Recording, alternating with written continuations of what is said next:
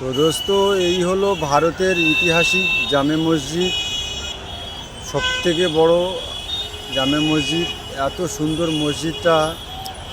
আমরা এখন রুম ভাড়া নিয়েছি মসজিদের একদম পাশে, ছাদের উপরে বসে আছি। দেখা পাচ্ছ মসজিদটা কত বড় মসজিদ।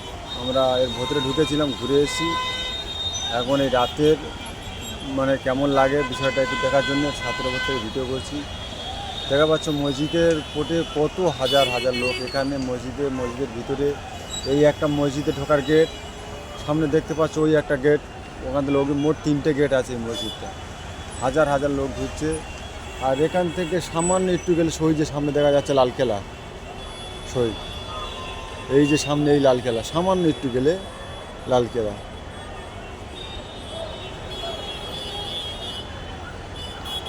তো ভারতের সবথেকে বড় মসজিদ, ঐতিহাসিক মসজিদ এই। এখন আমরা তার সামনে বসে আছি।